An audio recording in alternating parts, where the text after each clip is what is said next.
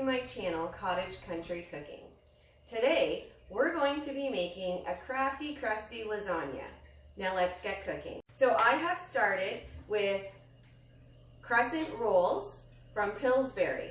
I rolled it out flat and put it in my baking sheet, and then I threw it in the oven for 5 minutes just to get it a bit of a pre-bake so that we know that the dough is going to be nice and cooked and fluffy and not soggy. So the next thing we're going to do is we're going to add a layer of cottage cheese onto our Pillsbury dough that we have in here. So we're just going to put a layer of our cottage cheese, and this is going to be really yummy. It's almost like a lasagna without the noodles. Originally for today I was going to make basically the same thing minus the cheese and the cottage cheese, which would have been sloppy joe casserole, but I decided to do it a little bit different and add these extra ingredients to make it like a lasagna. It's going to be super good. Okay, now that we have our layer of cottage cheese on top of our Pillsbury crust, we're going to go in with our hamburger. Now, I pre-cooked 1 pound of ground hamburger, and then I mixed in 1 can of Sandwich sloppy joe sauce. So we're just going to spread that all over, and I love this sauce because it has our vegetables in it. It's got a nice spicy taste to it. It's super, super delicious. So we're just going to put that in there, and then we're going to spread that out. Okay, so now we're just going to spread that out, and you can see at the sides here where our Pillsbury baked up and had rised, and then we've got our cottage cheese, and now we're just going to spread our hamburger nice and evenly. Okay, now we're going to go in with our cheese.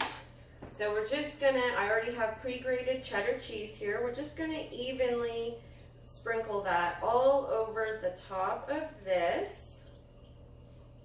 Okay, now we're gonna take our other container of our Pillsbury crescent roll dough, and we're just gonna roll it out. We're gonna put it over here at this end, and you wanna make sure there's a bit of a flap up at each end, because we're going to tuck that under and connect it to the under crust. Okay, so we got that. Now there is going to be a little bit of space at the edge, like at these edges, depending on the size of casserole dish that you use, but it will expand, so it'll be fine. Okay, now our final step before we throw this in the oven, I have a jar of pesto here. This is a basil pesto. I'm just going to take my little brush thing here, and we're just going to spread this all over the top layer. This is going to add a lot of extra flavor to our dough and make it super yummy. Okay, now we're just going to pop this in the oven. I'm baking it at 375, and we're just going to bake it until our top crust looks like the famous crescent roll dough that we all know. A nice light brown is the color that you're kind of going for. So we're going to do that, and then I'm going to clean up my workspace, and then I will come back as soon as this is done. So this is what it looks like when it's finished. As you can see, the crust is a nice golden brown. I'm just going to let this cool, and then I will get a slice and take a taste.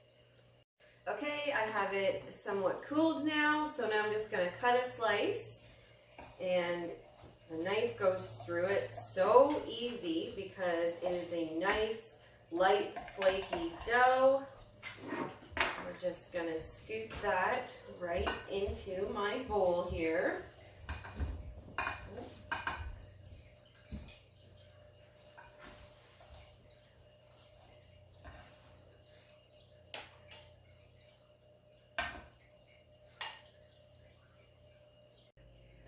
So here we have it in my bowl, and now I'm going to taste it. Great, let's throw a little bit of Parmesan on this. And let's have a taste.